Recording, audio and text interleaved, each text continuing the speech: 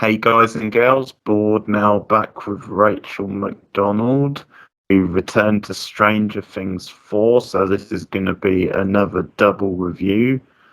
On this video, we look at Chapter 3, which is called The Monster and the Superhero, and then Chapter 4, which is called Dear Billy. We start in Nevada. And when it came out in Nevada, I thought, well, why are they in Nevada? I mean, who do we know in Nevada? And it's obviously, it turns out to be Owens. He makes his return, and the government come to visit him, and we find out that he's been fired by them basically because of some of, I guess, for sticking up for the wrong people by the sounds of it. And they come to him because they believe that Elle's responsible for these murders. And they have this theory that she was a trained assassin by Branagh, essentially, at the Institute. So obviously we find out through this that it was actually Owens who moved the Byers family to California to try and... We find that out later. I mean, at first he's pleading. He's playing ignorance. He's playing like he doesn't know where Elle is, if she's even still alive, that sort of thing. But they take his files because they're hoping to track down Elle. So it becomes a whole thing in this episode where they continue the fallout from obviously her giving the bully the skate.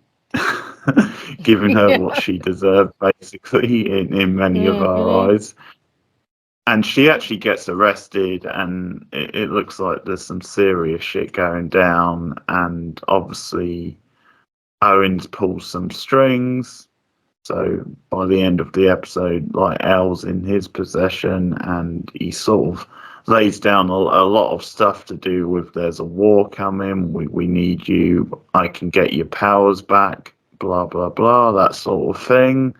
Also says he'll send a message back to California to Mike and the rest of them so that they know what's going on. There's also obviously more stuff with Max and this ongoing curse plot because and Chrissy have the same therapist. So they send Max to try and find out information. There's a big reveal about Max at the end of the episode, which obviously in many ways is not too surprising given some of the things we've seen. So we'll talk about that. And there's obviously more stuff. There's quite a nice scene with Nancy and Robin when they team up and go to the library to find a bit more information out. I really enjoyed that scene. Tigers are on their way, as in Jake and his mates, because they're obviously planned. So that adds a bit more tension. And once again, poor Lucas is caught in the middle. He obviously tries to warn his friends. He radioed Dustin's and with the Elle stuff and the Owen stuff in particular. So what did you think of that stuff? Oh, look, I was like you when they were like Ruth, Nevada. I was like, why are we in Nevada? We have never been to Nevada. What's going on? And then when we saw Owens, I was really surprised, and I was like, oh, cool. So he's going to play a bigger role. I like Owens. I've liked Owens since season 2. I think that even though he was part of the Hawkins laboratory, he's always to me come across as more kind and more compassionate than Brenner ever was. Owens to me seems to want to come in and help more than anything else. I mean, as Will points out, he did try to help him, wasn't able to, but did try, and he was the one that helped Hopper adopt Elle and gave her the new name, gave her the birth certificate that said Jane. And so I've always liked Owens. I think his scenes with Elle were really and of course there was the build up to that with Elle believing that she might be a monster. We have, she's obviously, when they open at the skate rink, they show us everyone crowded around the bully, and then half of them are kind of staring at Elle, and she's feeling very persecuted, and again that worry that she's a monster, because she's had that worry before. We saw that all the way back in season 1, where she was telling Mike that she was the monster and she opened the gate, and we see her have some flashbacks to the opening scene, which of course is are very interesting. Like, we still don't know exactly what happened there. And obviously, Elle herself seems to not quite remember what happened. So that's a little bit of interesting intrigue. But I really like the scene in the diner where Owens is giving her like the the kind of the call to duty speech, like, there's a war coming and you're going to be in the center of it. The music in that scene was like top notch. I thought it was brilliant. And I just think it's going to be really interesting to see where we go from here with like Elle's powers. Are they stolen? Are they blocked? Are they gone? Like, what exactly has happened to her powers and how are they going to bring it back out? Because obviously she has to get her powers back at some point, but it'll be interesting going forward to see what that entails. So I thought that stuff was really good. Prince mentions that he's developed a program which can help Yes. her get her powers back. So that's really another interesting.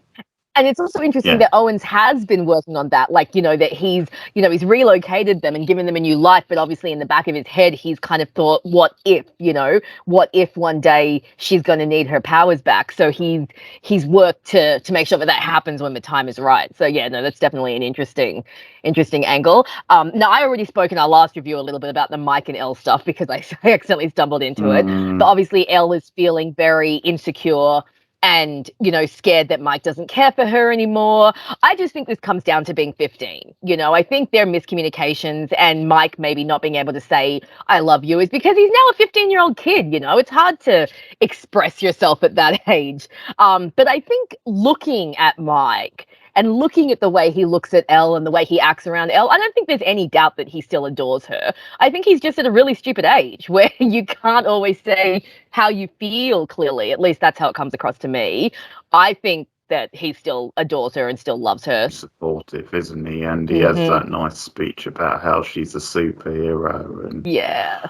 And it may be something in this season where ultimately they might come out of it, and as part of her trying to be a normal girl, it could be a sort of an arc where she learns to live without her powers.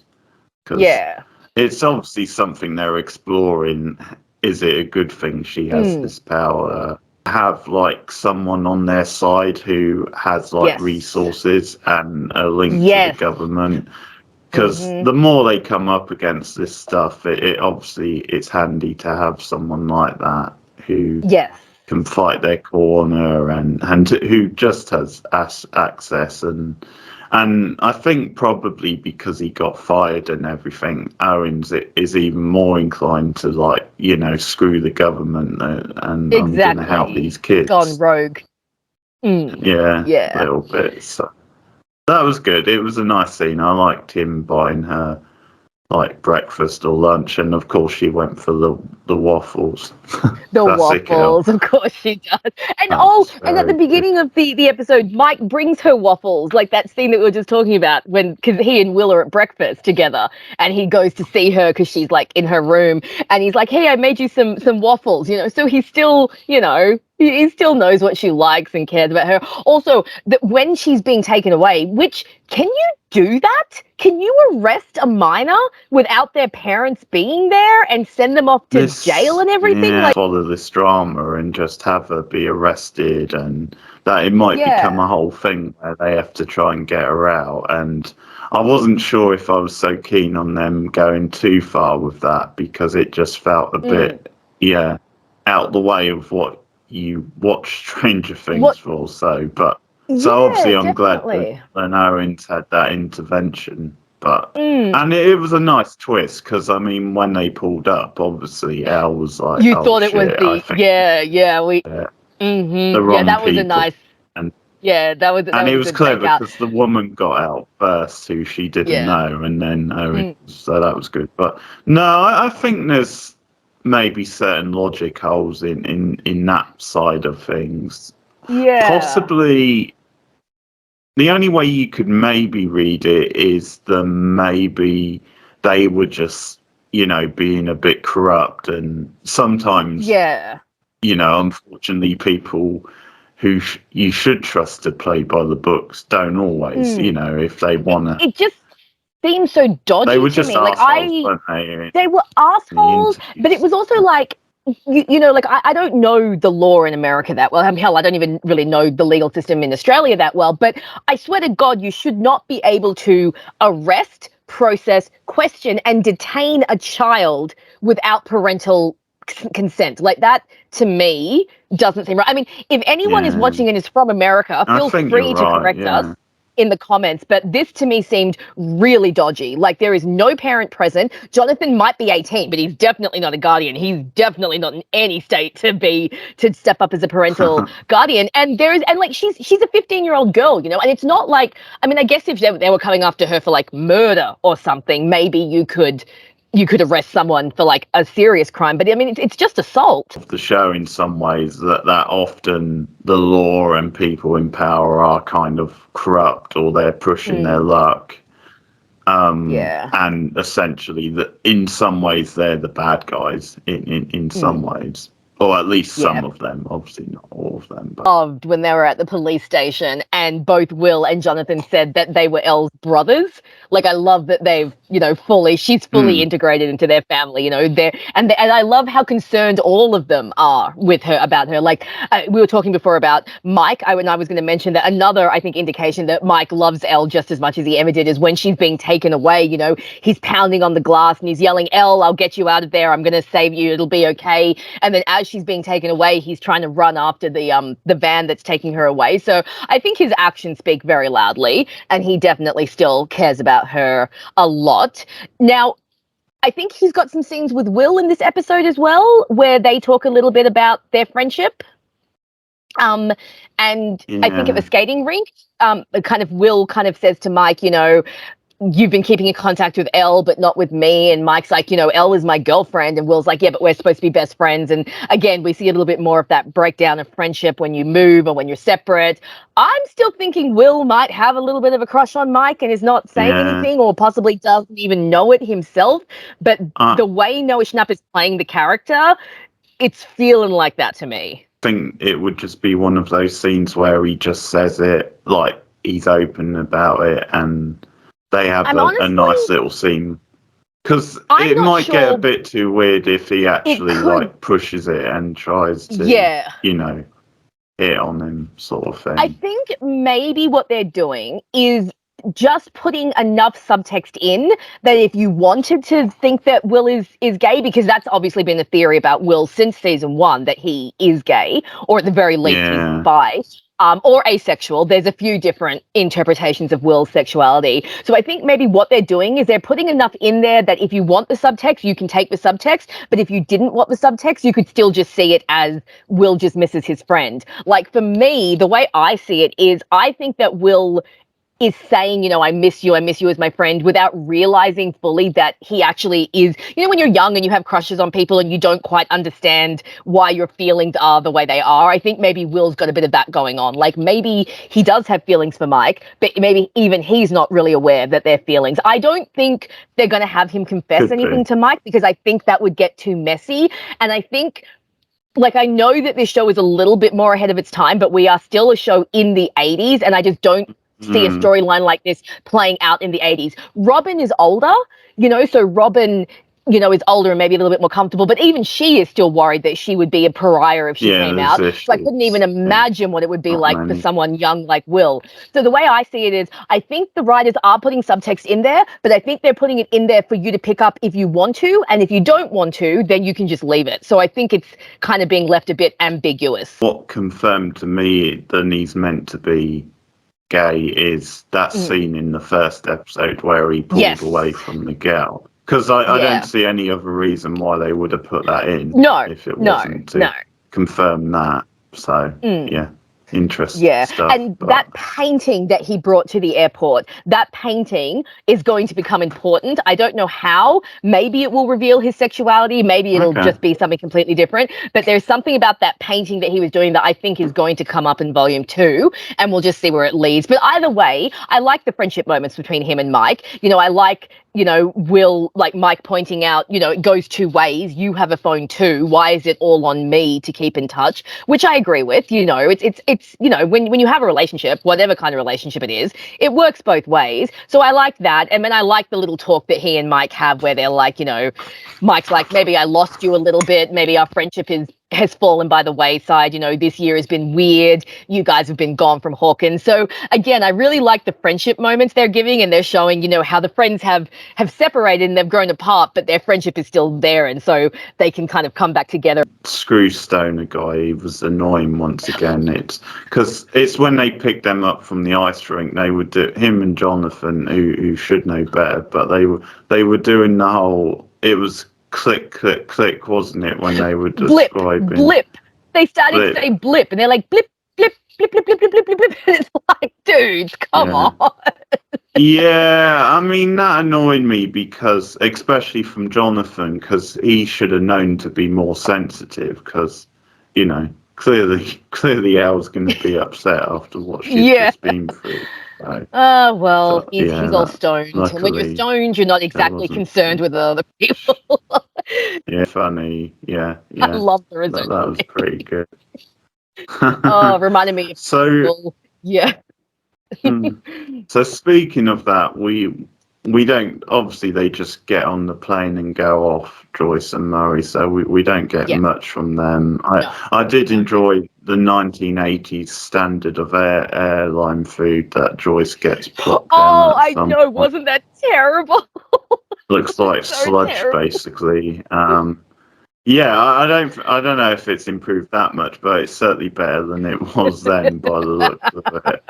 And definitely. There's some funny back and forth between them once again. But this is a dynamic I never knew that I needed, but now that I have it, it's fantastic. I love Joyce and Murray, and this season is making me like Murray a lot more than I used to, because I didn't like Murray that much in the previous two seasons, but I really like him in this season. He's really fun, and him and Joyce, I think, are a really fun team. So officially for the first time. Yes. Actually, because we see the sort of him being made to be a slave. We see then, the plan's starting to hatch, and that he gets someone to break his ankle, basically, or at least injure it. And it's one of those, you're wondering, what's the plan here? And it's obviously just so that he can slip his ankle out of the thing later on when he has to escape. And they're obviously, hatching the plan. Determined Hopper is to escape, how much he wants to get home, how desperate he's gotten, because not only does the guy break his legs, but they do checks on their ankle bracelet. So Hopper, with broken feet, has to stand there and let people pull at his manacles. He has to walk around, he has to work. And he's doing all of this. Now, I know that Hop has a high pain threshold, but he's doing all of this with a broken foot. And I just watch him and I'm like, oh my God. Like, it makes you really see the resilience of Hopper, that he's always had that to his character, that he can just keep going, and he's got that determination. And I feel that even though it's only a tiny little bit, I feel like we're getting the old Hopper back, the original Hopper that I loved, that was hard and resilient and knew how to get shit done. He's just, and when we get into the next episode, we'll see even more. But I was so impressed that he was walking around with a broken foot and not flinching and not making a sound. It was like, dude, you really want to get out of here, don't you? The determination is real. And it's funny having this plot with him in Russia, so close to the Black Widow film where he actually played a Russian. So you're sort of getting similar vibes in some ways, which is pretty funny. So many people are joking, this is Alexi's origin story. Hopper went off to Russia and became a Russian spy and joined the Avengers. People are having a lot of fun with that crossover. But no, I'm really enjoying seeing him there, and then the determination he has to get out of that place. The Will stuff, that side, I have one other standout, which is the line about Police Academy 3 when it's Jonathan recommends they go to the cinema to take their mind off, and it's Police Academy 3, And I think they're not in the mood, so they just make up an excuse. But Will just says, it's not them we're being antisocial, it's just I hear it sucks. Well, Yeah.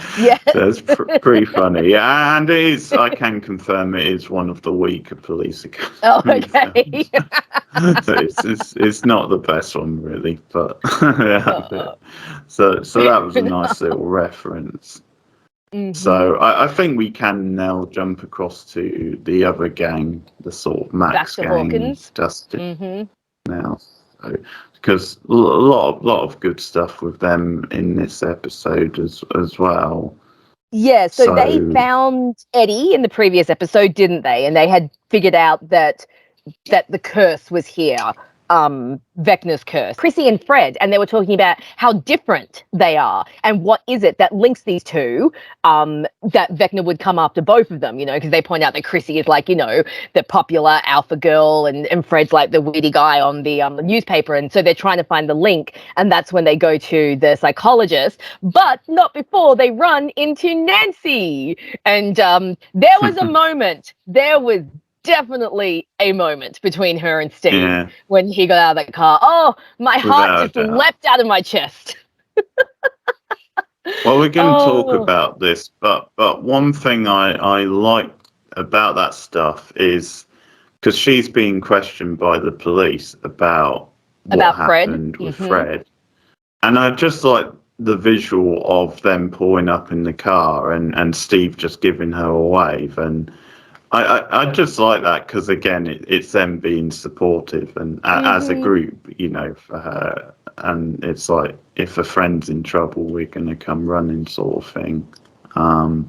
So, well, we'll talk about it now because I do have a question, and I also sort of have a theory on where we'll be going with this. General question.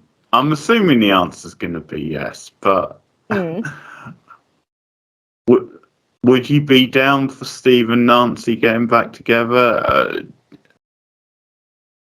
I didn't think I would be. I actually there has to be a good reason. You have to justify it in the storyline. You can't just. Okay, it'll have to come as we discuss the episode. So I'm going to pretend that I haven't watched ahead, and we're just going to go for these two episodes. So when I first watched this episode, I remember that moment happened. Steve stepped out of the car, and Nancy looked at him, and I turned to Steven, and I was like, "Was that a moment? Did they just have a moment, or am I reading too much into this? I swear there was a moment there." And Steven's like, "No, I think there was a moment." And I was like, And at first I was just kind of like intrigued. I was like, are they really bringing Stancy back after 3 seasons? Are they really going to go there again? And at first I was just very confused because I was like, I thought we were done with this, like season 3 pretty much made it seem like they were done. Name as well. Oh yeah, of course. I know because I know the Jonathan and Nancy ship name because I saw that on Twitter earlier. Because there's I won't say any more, but there's an interview with Charlie Heaton in one of the magazines. But okay, I won't say any more because it's.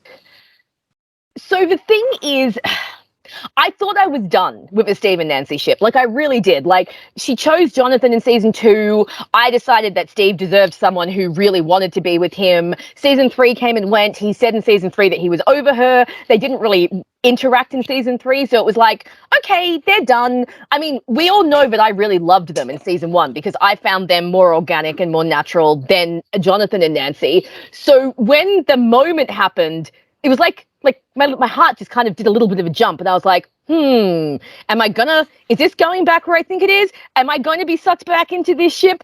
And yeah, I have to say I have been. I didn't mean to. I didn't want to. I never thought that this ship would come back, and I still don't know where it's headed. I don't know whether or not they'll get together at the end of a season. I don't even know if that's what I want, but I am enjoying the crumbs. Let's just say I'm enjoying the crumbs. If they don't lead anywhere, then they don't lead anywhere. But if they do, then yeah, I'm on board with this. Because it works for me. I have something to say and a prediction as well. First of all, I'm actually on board with it, and I'll tell you why. because of the writing, but the reason I'm sort of down for it is because I think it could be a good arc for Steve. Ultimately, if you say he started off as someone who's quite immature, maybe not right for her at the start of the show, which I know you disagree with, but that's sort of my view on it, and I think a lot of people would agree with that. But if you say that's his starting point, I actually quite like that the arc is that maybe by the end of the show, they've sort of grown back together where they both changed as people. Because obviously she made mistakes as well. She's matured as a person. I actually agree with what you're saying. So I actually like that as an arc where, you know, maybe Jonathan and Nancy naturally grow apart and you could have a more mature Steve, a more mature Nancy, and they come together sort of thing. I do like that. I agree with that viewpoint. I actually do. Look, I don't think Steve was as immature as you think, but I do think that when he and Nancy first started, they were teenagers. And teenagers are dumb. And they need time to mature and for their brains to mature and for things to get together. And I think the thing with Steve and Nancy, and I think I'm realizing this now more as I look back and with some of what's happening this season, is I think what happened is she was so caught up with Barb's death and everything that happened with it and her guilt that I think that Steve himself became a trigger for her. Because that does happen. Sometimes certain events in your life or certain periods where certain people are, those people just by being there can become triggers for you, can be a constant memory of what happened. And so I think that's what happened with Nancy is it wasn't that she didn't like Steve or that she didn't want to be with Steve. I think her trauma got in the way so badly. And because Jonathan had lost his brother and had gone through similar trauma, they trauma bonded. And she, in a way that she wasn't able to bond with Steve because there were so many bad emotions. So I agree that both of them going off, maturing, becoming better, you know, versions of themselves, and then finding each other again, I think that really works. I think I want this season to end for Nancy as far as romance goes. I either want her to end single, you know, to say to both boys, look, I need some time to myself, or I want kind of an open-ended kind of like she and Steve are on the road to getting back together, but they're not quite there yet because she and Jonathan still have to break up. And I don't want her to cheat on Jonathan with Steve, you know, because we've played that storyline before. But I think it would be better if like she breaks up with Jonathan and then there's like an open-ended kind of thing for her and Steve to then go forward. But I don't necessarily think that it would be organic for them to instantly get back together this season because they still have some growing to do and some things to sort out. But it could be interesting going forward. But I had no idea this ship was going to rise up and steal my heart again, though, because like I've just I have just fallen for it again, hook, line, and sinker. I'm gone. It seemed unlikely, didn't it? Then they would go back to that. Because I mean, at this point, they could be just swerving us. I mean, it could be that they're just putting it there to swerve prediction. And this is why I don't think it will happen. And that's because I think it will be revealed that Nancy is well, either gay or bi. And I think Nancy will go with Robin. I have seen that. You know what? I have seen that theory. I'm sure I've seen that. I am on board with Robin and Nancy. That's another dynamic I never knew I needed until this episode when they go to the library and like Robin's like chat, and Nancy's just like, okay, dude, you got to shut up. I love their dynamic. Can totally see it happen. Could totally ship it 100% because they've got great chemistry. However, a friend of mine pointed something out, and I think she's right. Would Robin really date her best friend's ex, whom she knows he's still in love with? That doesn't seem like something Robin would do. And we also know that Robin already has her crush. So, characterized narratively, I don't know if it would work for Robin to date. I mean, Steve's her best friend. She loves Steve, and I don't know that she would date his ex-girlfriend. That's if Steve is in love with Nancy. But, very true. Okay. But look, I'm definitely here for Robin and Nancy. That's a good ship. I don't know if you can bet on this stuff at the bookies, but I might even place a bet on it, and I might be in to win some decent money if it came to. Nice. I think placing a bet on that and Jonathan dying, I could be onto some decent money if they came true.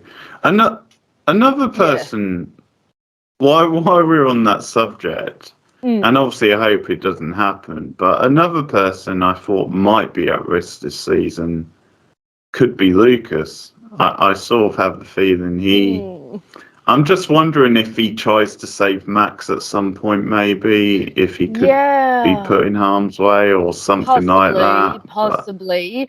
I'm actually worried about Steve. I'm worried that because Steven keeps insisting that he thinks they're going to kill off Steve. And I was like, if they kill off Steve Harrington, that's it. I'm done. I am not coming back for season 5 without Steve. No, I think Steve might. Well, Steve could go, and there's sort of a clue in the trailer, isn't there, because of that bit with him and Nancy. Just saying, let's do this sort of thing. And sometimes they stick that in trailers because it's like before a dramatic sort of turn. Stakes definitely feel higher this season. They didn't feel very high last season for me, but they're feeling higher this season. So yeah. So I guess the last bit to cover is we find out that Max. We should get back to Max. We went on a whole shipping tangent. That's going to probably happen again, but it's all right. It's all right. That's what we're here for. But yes. So she goes to the therapist. Yeah. And she steals the keys to the office, and they break into the school after hours, which apparently is a really easy thing to do in America. You see this all the time in American TV shows. Starts to realize that all the symptoms that these people have been having, that she's having them too. You know, she's having the nightmares, she's having the headache, and then in the stinger, the great stinger for the episode, she sees the clock. And it's such an ominous moment of her walking out into the school hallway to just see like the clock on the wall there. And know that, you know, something's coming for her. And then you hear the voice of Vecna saying, you know, Max, and you see his eyes, and it just kind of leaves off there. So we know that Max is in danger. Lucas has finally decided to be on his friend's side, because that's right, because the douchebag, oh, by the way, we got the guy's name wrong. We kept calling him Jake. His name is Jason. Oh, the pretty boy. Okay. Yeah. Yeah. Okay. So Jason and his friends are doing some whole vigilante thing, because why not? Bullshit. Yeah. And bullshit. Yeah, it really is, isn't it? And they find Eddie's bandmate. Might be, but also where Dustin might be. Yes. Yeah. So that's and Lucas what sees that. Is trying to warn. Yeah. I do think Lucas very cleverly misdirects them to the old cabin that Ellen Hopper used to live in, so that he takes them to a place that is set up to look like someone could live there. I thought that was quite clever. And then we see him, you know, give them flip there. So now he's on their hit list as well. So, and that's the thing with this season, is a lot of the threats that I'm feeling aren't actually coming from the monster. They're coming from like the other characters, you know, like the government's after Elle, and you know, now you've got these guys who are now going to come for Lucas and Dustin and Eddie, you know, and when you've got stupid teenage jocks trying to be vigilantes, like that's only going to end badly. Like we all know that's just not going to be good. So I get very frightened for the characters because of like other characters. So again, the stakes are very high, and I just wonder where it's all going to lead, and like, is it going to be really bad when they find them? Like, are they going to like kill them? Because I mean, they look like they have murder in their eyes, dude, where he sneaks into the school and Steve grabs a lamp and is going out to like see the intruder, and then they round the corner and they're all like screaming, and Luke's just like, it's me! It's start of next episode. That's a good way to segue into the next episode. That was a great scene. I love it. I think someone said, they're like, bless Steve Harrington, this motherfucker will use anything long as a weapon. Just anything that's handy, he will grab it and start wailing on people.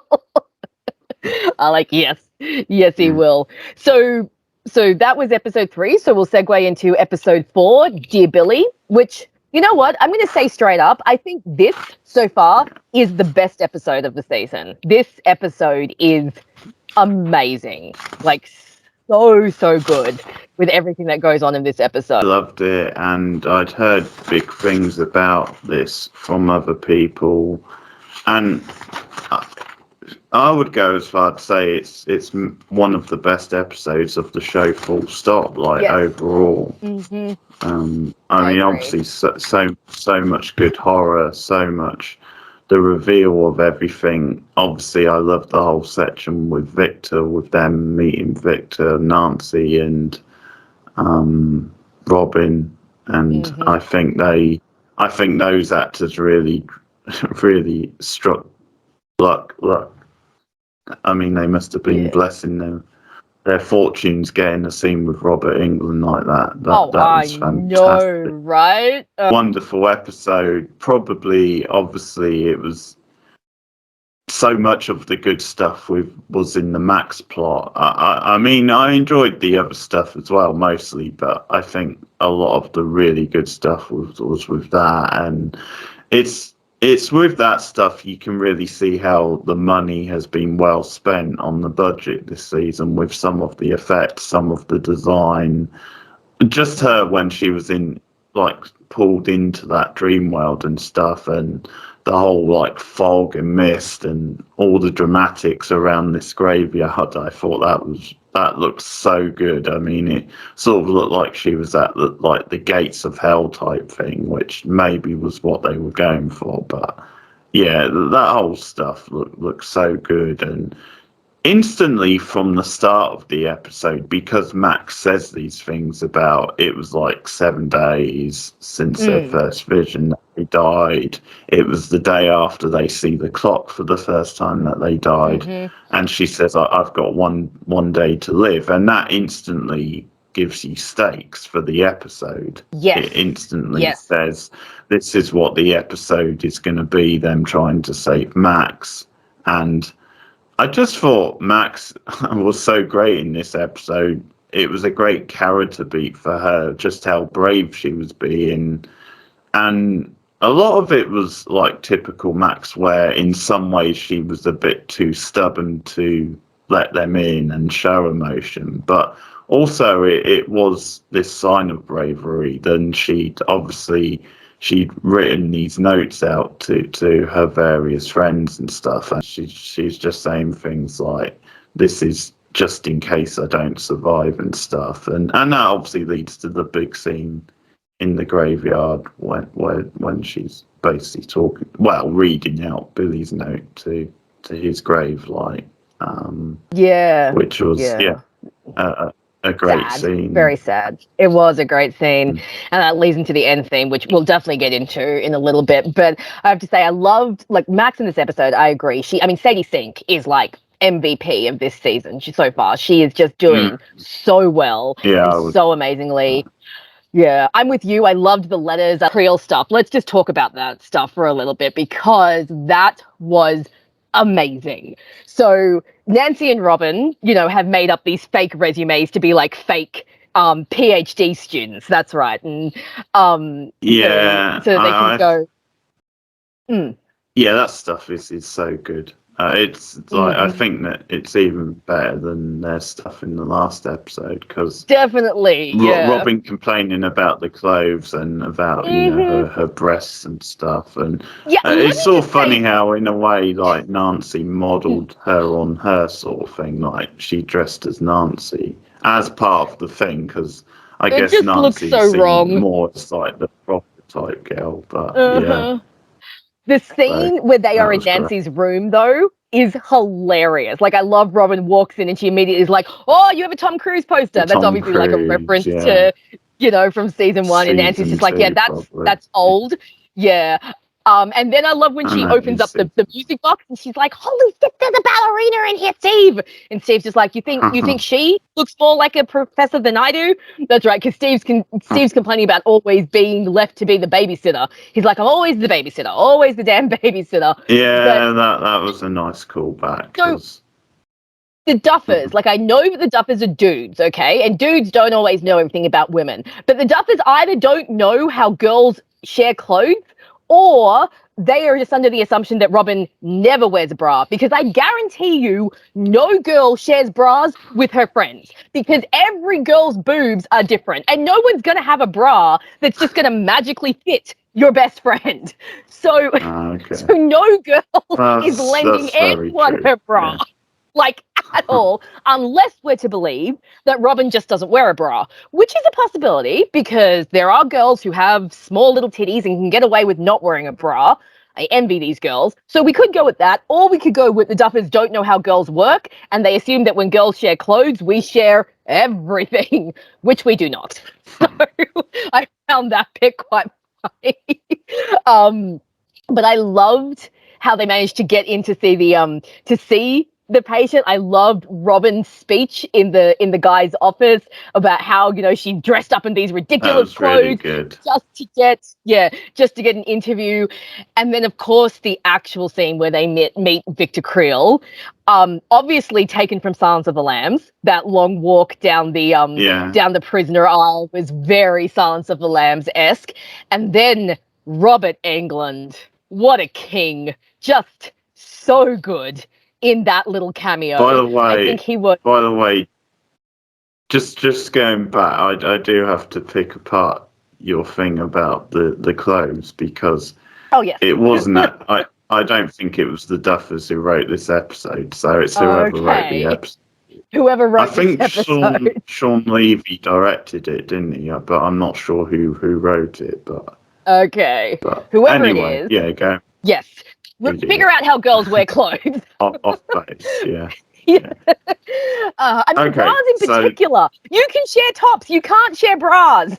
But yes, anywho, getting back on topic. No, I mean, yeah, we'll leave that, because I'm not going to. That was just my little nitpick. That was just my little. But yes, Victor Creel, Robert Englund, so good. The direction was perfect. Because it's almost that thing of they put off showing him for as long as possible for the drama, and he's in the corner in the shadows, got his back to them, and the performance is as great as ever. You know, it's so much presence, just adds weight to everything he's saying, and just this scary sort of character, and you really believe he's been in that place for years, and that he's been obviously just emotionally torn up by what he's gone through, and obviously the reveal of the eyes, him having no eyes, was that being the first thing you see when he turns around. I remember. Great. Before season 4 started, we had discussed off camera who we thought Robert Englund was going to play, and we were trying to figure out if he was going to play like a straighter character or a softer character. And I think that what they decided to do with his actor and what they decided to do with the character was just so perfect, because I feel like they didn't overuse him. You know, having an actor like Robert, you could very well go the Freddy route and overuse him and have him be too much. But I think bringing him in for this one particular kind of enigmatic, creepy character with this tragic backstory, and of course Robert Englund being Robert Englund and being so good, like you said, every word he said, every action he took was just so atmospheric and so creepy, and he was just such a highlight of that episode, and it was just brilliant. I looked like this the whole time I was watching the scene, even though it was like such a dark scene. I just sat there like, oh my God, I was so excited. And of course we get the flashback to the 50s house, and you see this seemingly cookie cutter family, you know, come home and settle into this new house. And then we learn that there is a demon, or at least he thinks it's a demon. Now, we obviously know that it's Vecna, or at least at this point we think it's Vecna. But something is coming into this house, and you get that horrifying flashback of his wife dying and his kids dying, and like him having to witness it. But Robin and Nancy do discover a very important thing, which is when Vecna has you under the spell, music can get through to you. And they discover this because Victor says that as he was falling into the demon's dimension or going into his vision, he heard an angel singing, and it was Ella Fitzgerald singing Dream a Little Dream of Me.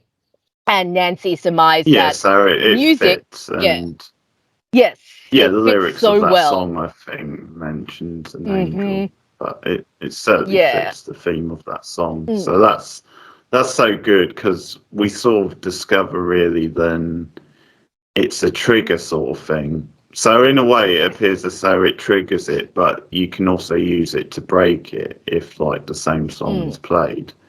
Because Yes. that's what's so clever about the thing with Max. Because in the first episode, that's when they first played the Kate Bush song, and at Mm. that point we just thought it's just for that scene. We just thought, well, Yeah. it's just She's like just a listening movie to the type music. song because it's quite an angst.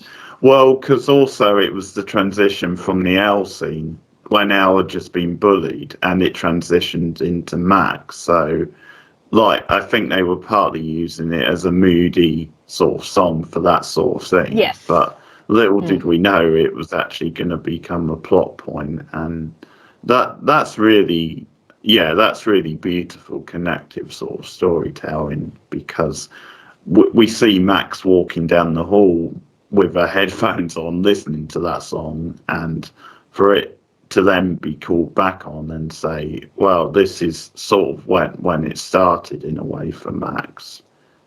That Yeah. triggered it, Yeah. and that sort of helped break it. And once again, it's all very tense. There's also something, isn't there, in the Victor stuff about when he's trying to get his children out and he can't, and it's something to do with a wartime memory. Yes. Something like Yes. that, So wasn't it? he. Like they're being Yeah. trapped. Yes, so he's given like a vision similarly to Chrissy's vision and to Fred's vision. And this again comes back to that theory I had that Vecna is haunting people or coming after people that have some sort of death in their past that they feel either responsible for or guilty about. And again, we see this with Victor. He went to the war and he says something about he let a bomb off in a house that he thought was either empty or full of enemies, but it was actually a family, including a baby. And so, yes, he, as his family are being slaughtered, Vector is doing what he does to Chrissy and to Fred, which is to give him the vision of the death that he feels guilty about. And that's when he hears the angels, so to speak, and manages to come out of that vision. It's a very intense visual, you know, the crib on fire with the baby screaming, another great horror moment. Yes. But yeah, that was a very good, intense flashback slash dream sequence. I really liked that one. Important that the Kate Bush song is quite religious, some of the lyrics as well. So there's sort of a Oh, it link is there too, where isn't both, it? yeah, sort Yeah. of, yeah. So that's probably important, maybe, than they both religious type. I mean, certainly religion is referenced in the Kate Bush song. So It's an interesting song to use because when Max goes into her vision, so you mentioned obviously she goes and she reads the letter to Billy, which is I actually really like that letter because it helped me appreciate the Max and Billy dynamic a little bit better.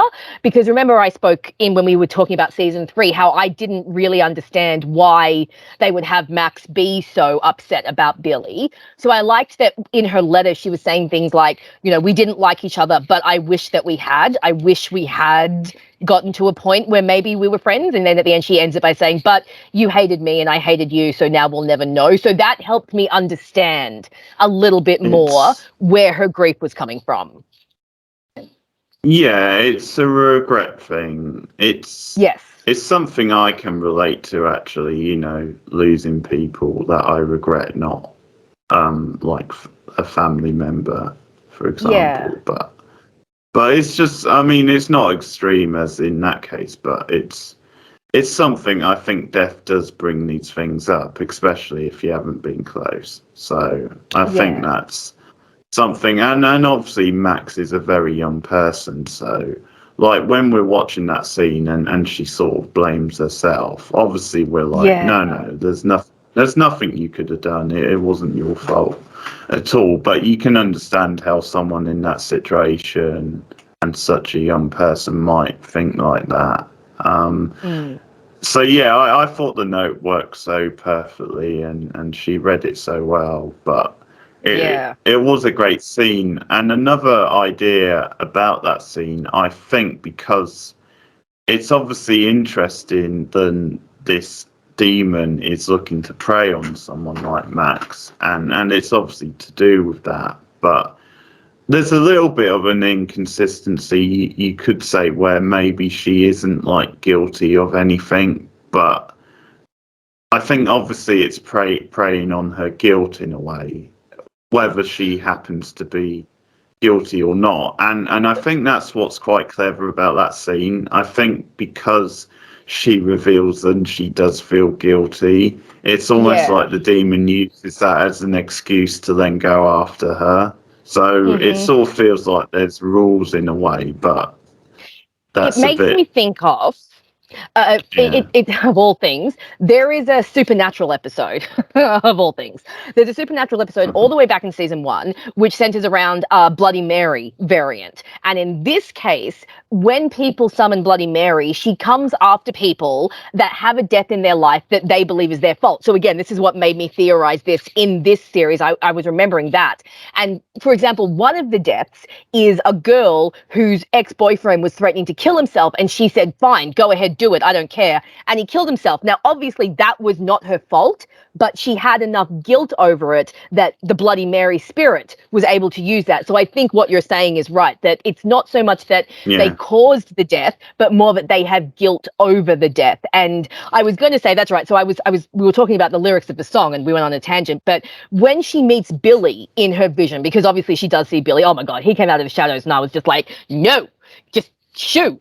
But he says, you wanted me to die. Maybe that's what's holding you back, is the thought that part of you wanted me to die. And then he says that horrible and heartbreaking line, which is, and you sometimes wish that you could join me. Sometimes late at night, you wish that you had joined me. And that makes me think of the Kate Bush line the song has a line, which is, if I only could make a deal with God and get him to swap our places. And so that could be like a subconscious thing of Max, of like, if only I could swap with Billy. So that it just, it kind of, I think it maybe kind of works a little bit, symbolically, that those lyrics, because the song is all about like, running up that hill and trading places, and if you could feel how I feel, I think it's a very appropriate song to use for Max and for her feelings of grief over Billy. And then you that sequence where she ends up in the red world of Vecna. Just Sadie Sink in that scene is insanely awesome. Like, just, okay, I don't know about you, but I was genuinely scared that Max was going to die. Like, I literally thought for that sequence that they were going to kill her. I was like, oh my God, Max is going to die. Like, she's actually going to die in this scene. And it was so intense for me because of that. I just didn't know if she was going to make it. But I love that when they put the song on her and she's listening to the song and she's trying to find the strength to fight back against Vecna, that they have all the flashes of her friendship with Lucas, with Max, with Elle, with Elle, with Dustin, with Mike. They show how her connections are what are keeping her here. And I think at the end of the day, that's what we all love about Stranger Things the most, the relationships and the dynamics and the characters. And she and Lucas have some very sweet moments in this episode where he's trying to get her to open up and he's like, Max, I'm here, just talk to me. And of course she remembers that as she's running for the portal. Just such a great scene. I was so emotional during that scene. What about you? Yeah, and another thing about that moment, because I read it a bit differently. I read it more as maybe she was on the verge of dying, so it's just that thing of life flashing before you. But I can actually see what you mean. Interpretation.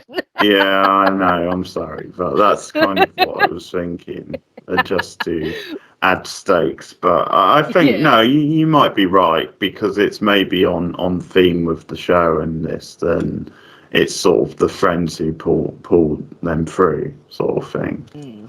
But.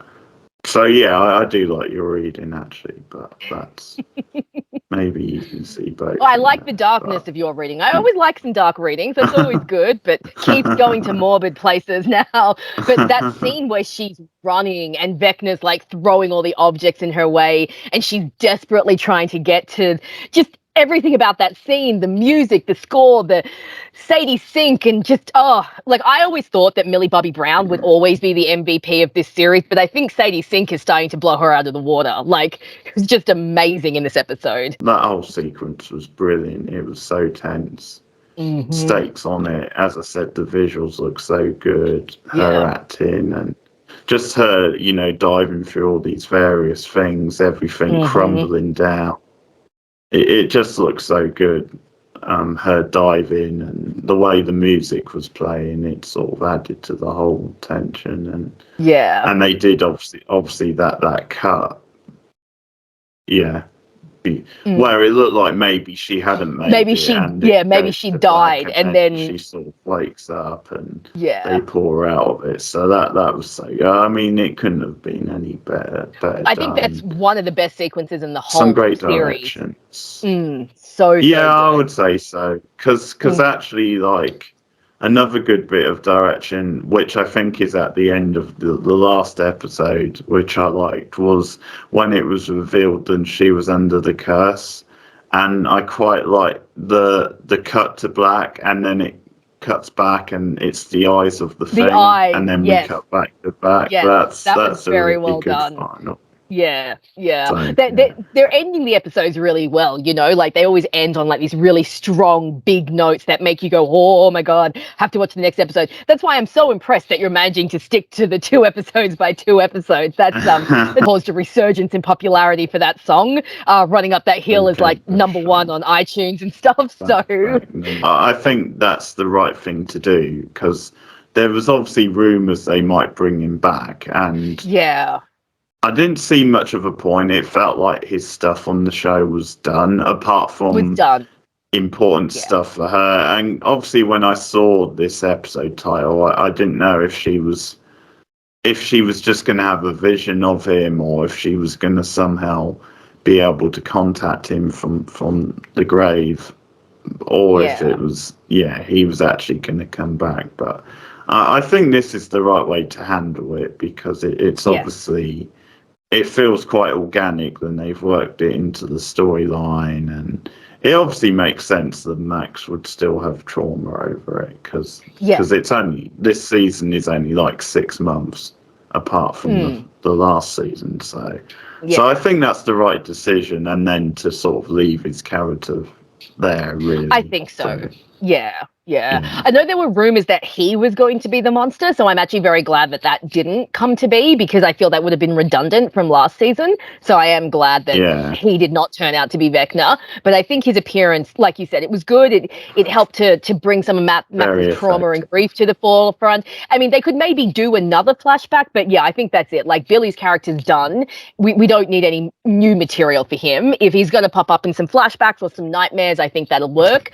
But yeah, no, he's pretty much done from season 3. So we've done like all the Max stuff, but we've completely forgotten to cover the Joyce and Murray stuff, because we actually get some good Joyce and Murray stuff this episode, because they're off in Alaska having their adventures together. They're so much fun. But yes, this is the part that you were talking about earlier, where Joyce is trying to get a hold of her kids. Now, obviously, the kids are being watched by the Men in Black sent by Owen. It's the one where he's like dismissing like the importance of a 1-year-old's birthday party, because he sort of says it's not like they're going to remember it anyway. Oh yeah, and it's the whole thing about like, is it important to arrive on time for a ransom? Like, there are certain he's like, there are certain things you can be late for. He's like, this and this. A 1-year-old's birthday party, because they're never going to remember it. But what you can't be late for, Joyce, is a ransom drop. And I'm like, you know what? I'm actually with Murray. You probably don't want to be late for a ransom drop. He's got a point. So they go and meet Yuri, who is an interesting character. I'm not sure what to make of Yuri. Yeah. I know, right? It was quite funny, but probably there's a small complaint. Then it's just another weird Russian sort of acting eccentric. It's like, because they maybe don't know how to write Russians, they just make them more eccentric sort of thing, and that's just part of the humour. But 40,000. I think it's the 40,000 Hopper left Joyce, isn't it? I think that's the way. Yes. Because that they say that he was left for Elle. that, but yeah, No. her They out, actually say that. They say you have the 40,000 I in thought the they trust did. for his daughter. Yeah. So That's that's quite where that fitting. comes from. But Yeah. yeah, but Yuri's like, oh, you know what else I can get? I can get twice as much for the Americans that the KGB wants. And it's like, oh, Yuri, you suck. You suck so much. The other funny thing with the Lurie stuff is the Mm. visual of him counting out all the money, and they have to wait, and it's like, come on, pal, when it's that much money and you can see it's so much I know. money, it wouldn't even matter if you're down 1,000 or something. No. You're filthy rich, sort of filthy Mhm. rich already, so don't worry about it. But Exactly. When yeah, it'd be that's like, a oh, there's pretty only funny. 399,000 here. It's like, yeah. Oh, but bloody Yuri decides to betray them, which absolutely sucks Yeah, because we so see Hopper's escape attempt here, and the dude is awesome. First of all, I love that's that a the really guard good and scene. yeah, I love there's this conversation between him and Enzo when Enzo's like, yeah, I'm giving you odds of 100 to 1, and then Hop, he does this distraction, and of course nothing goes to plan. He ends up having to take out a bunch of guards and blow up a shed and like do all these theatrics. But I absolutely love that Anton is watching him, and he's just like, 100 to 1, you crazy American. And he actually looks like Yeah. impressed that Hopper did it. And he makes it to the town, then he makes it to the church, and oh, the look on his face when he opens up his jar of peanut butter. And I mean, because the dude's That been was in good, Russia for like, wasn't it? Yeah. yeah, 6 months, and he's like, peanut butter, And then the look on his face when he hears them coming for him, because like he was so close. He was so close, and just Yeah, but it's it's devastating. awesome Hopper being back to being awesome, and his escape plan is so good. I just love watching him. Did you like that whole sequence? Yeah, I did. Yeah, it was a fun action sequence, Yeah. and once again, it was pretty edge of the seat type stuff. But yeah, Hmm. yeah, there was some good stuff in there with him Yeah. escaping through the roof, I think so, the yeah. thing I blowing have to up. yeah, I have to Yeah, admit when we first started the series, the season, and Hopper was in Russia, at first I wasn't quite into that storyline. I was like, it's like narratively I know we have to show where Hopper is so that he can get back, but as it goes on and we start to see like the old Hopper emerge and like the determination, like I was saying, and the resilience, I've actually started to really like this like little starting to storyline, and I'm get more hoping that it into it. will converge really nicely with the other storyline. Honestly, and I don't know if we're going to get it Looks this like it season. I don't might. know. Yeah, I don't know if we're going to get there, but I just want Hopper to be reunited with Elle. Like, I'm definitely looking forward to him if if they do end up. I mean, God knows what's going to happen. They're in Russia, but I just cannot wait to see Elle find out that he's alive, because we've seen how broken she is after his death and how alone she feels now without him. So for her to find out that he's still alive, I think will be amazing, and I just can't wait for that That reunion. Yeah, I think that's might be why they're stretching it out as long as they Yeah, are, because I did definitely. expect everything would go to plan and he would probably escape this episode, but Ah. I guess they just put a final twist in there, and now they've got Joyce as well, because that sod Hmm. Dury, he drugged her coffee, didn't he? Yeah, That's he did. What a yeah, jerk. and Enzo in or something. Yeah, Enzo got yeah, he also turned Enzo in. arrested So or now poor something. Enzo is like arrested and like, Yeah, one of the Enzo didn't prisoners do now. anything wrong. No, bloody Yuri's What just the screwing fuck? everyone over because he can. What a jerk. Such a jerk. At least he's entertaining, but he's still a jerk. I hope he gets his Yeah, karma right in the butt. 'Cause, yeah. yeah. But no, We I'm might do, enjoying, like I but said, yeah, that's going to be yeah. interesting. Yeah. Hmm. We'll have to see how I this tell this you progresses. what. Mm, I'll tell you what, because we can go to the Californian stuff now, yeah. and it's a sign at what a good episode this is. Then I didn't even hate the Stoner guy stuff. Even that wasn't too bad in this That's episode, true, actually. and That was not and I too bad. think I think the key is then you just have him in short bursts, whereas Yes. the other scenes he kind of was allowed to like ramble on and do his thing for a while. But in this episode, it was only short bursts, so I think that's why it sort of came across, and it was quite funny and not too bad. Yeah, because you've got the Men in Black watching the boys, and the boys are getting antsy because they're like, what is all they've been told is that Elle is with Owens, and like that's it. And of course the Men in Black dudes are not that bright, sitting around watching golf, and they decide that's right, they want to get out of the house. So Jonathan's like, we can order pizza, and so they do. And of course, instead, a guy with a machine gun arrives at the door. So I thought that was a great action sequence. The shootout at the house, I thought that was well coordinated. Yeah, and the way the cop was trying to guide them through, like, it's like shoot and you run sort of thing. I like that. Yeah, they look really good. I know who those people were going after them, because one of them I recognised. Are they just meant to be from... I assume they're just supposed to be from the government. Like, we've already seen the government officials. I'm assuming they're just from the government who were trying to find Elle. Maybe because Owens took, Yes, because Owens intercepted Elle, so now they're coming to see... And of course they would probably assume Elle's... Yeah, okay. Yeah, so I think that's who they are. And of course we get, Argyle comes up in the van, and they're like, drive! And why is this dude pointing a gun at me? Argyle, drive! It's a great chaotic scene, just lots of fun. Like, why is that dude bleeding? So I think you're right. I think Argyle works in short bursts as like a sound bite, but he doesn't work when you put him in longer scenes and seriously, someone give the dude a haircut. The hair is longer than mine, and I have really long hair. So it's like that's not a good sign. Feels classic Stranger Things, where the younger characters are getting together and Jonathan saying, we can't just sit around here, we've got to sort of do something. And there's quite a nice scene again, I think, with Mike and Will, where Will's actually being encouraging to and Mike, being supportive. Which was good. Yeah, I thought that was maybe Will's best scene this season so far. I think was really nice because he just framed it as whatever you wanted to tell Elle, you will get to see her again, so you'll get to tell her then. So it's a really nice sort of best friend moment type thing. Just I like that. A bit of a spur. So that was good. I meant to mention when we were doing episode 1 and 2, but there is something, I don't know if I said this, but there is something about Will's look and Will's design that is giving me Daniel Radcliffe vibes.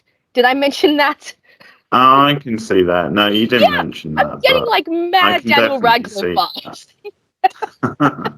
Well, he is Will the Wizard, so, But that's huge true. Daniel Radcliffe vibes. Like every time I'm like, oh my God, it's Harry Potter. But no, I loved that scene. And what I also really liked in that scene was just before Will comforts Mike, he's talking about, he's like, how do they think they're going to be able to do this without Elle? So it just shows that he still has like confidence in Elle and recognizes that they need her. I just really like this new dynamic of Elle being part of the Byers family. And I know that it's a very packed season and we have to get through stuff, but I really wish, I'd love a little spin-off, maybe a web series just showing the Byers and Elle being a family, because I would really like to see that dynamic. And like Joyce, she says, I have 3 kids, I need to check on the kids, she's not just saying the boys, they are fully her family.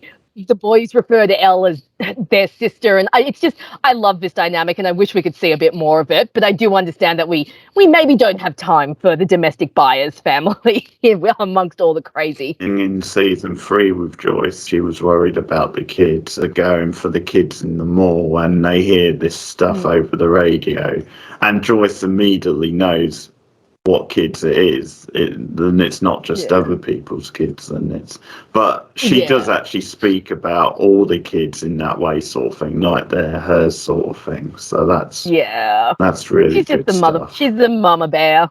We love Joyce. For one of the best episodes possibly off the series, because it was just so strong. Max is amazing. Sadie Sink is amazing, and I really like. We talked about in season 2 and 3 that I felt like the mystery was gone. I feel like the mystery is back this season. They're actually Like, we don't know Vecna. We don't know what his deal is. We don't know what his link to the house in the 50s is. We don't know what his link to Elle is. So we're finding things out as the characters find them out this season, and it feels very much like season 1 again, where you're getting the little bits of information here and there, and you have to put it all together. So I'm really enjoying that angle of this season, that it's got that mystery vibe back. So that's really working for me. And I think these 2 episodes in particular, with like Nancy and Robin doing their investigating and everything, I think it really leans into that, and I think they're having a lot of fun. So I think it'd be really interesting to see where it goes from here. For sure. Yeah, I think by mixing up combinations as well, you keep things fresh, because it gives obviously Robin a different person to play with, and it's obviously quite fitting then she's like Steve's best friend, and then you've got his ex-girlfriend and stuff, and so there's stuff you can play with there. So really, I mean, especially the 4th one, like episode 3 was solid, but I think 4 was next level. That's definitely the best episode so far this season, and I would put it as personally one of my favourites of the show overall. So me too. So that's always impressive when you can get to the 4th season and have an episode of that standard. But but so far so good this season. Things going really well and developing well. They've shaken things up, and I sort of agree with you that the Max is the MVP of the season. MVP. Yeah. Also, I mean, Al's plot is, I think, progressively getting more interesting because of the stuff with her and Owen now, and things are starting to move into place. So that's all good stuff as well. That's where you feel we will probably get a bit more backstory about maybe what happened to her originally, or further links anyway. So that's going to be interesting to watch play out as well. Let us know your thoughts in the comments below. Please like and subscribe. What do you think about some of the stuff we're saying? Do you have any ships from the ones we've mentioned? Do you have any predictions? If you've only seen this far into the season, do you have any predictions? And overall thoughts on the 2 episodes. So share us out on social media. Look out for more TV and movie reviews from us, and top 10 lists, which we do from time to time as well. Rachel, if you want to plug your channel as well. Guys, you can follow me, Rachel Macdonald, video essays on TV shows and movies. My Twitter and my Tumblr are also linked through my YouTube, and Keith usually puts a link in the description. I will be getting up a review of my own plus analysis on Stranger Things. That's coming in the next couple of weeks. And just follow me everywhere. Oh, and also Team Stancy. Yeah! Yeah. I will be rubbing it in Keith's face if we get more of this. Since we agree. Well, since we agree, it's probably justified, but that's true. As I said, I don't think it's gonna. I have a feeling they might swerve us, and it might not happen. But you never know. See. This show does like to do swerves every so often. It likes to swerve. They like to keep us on our toes. Okay. Thanks, guys. Take care, and see you again soon. Bye.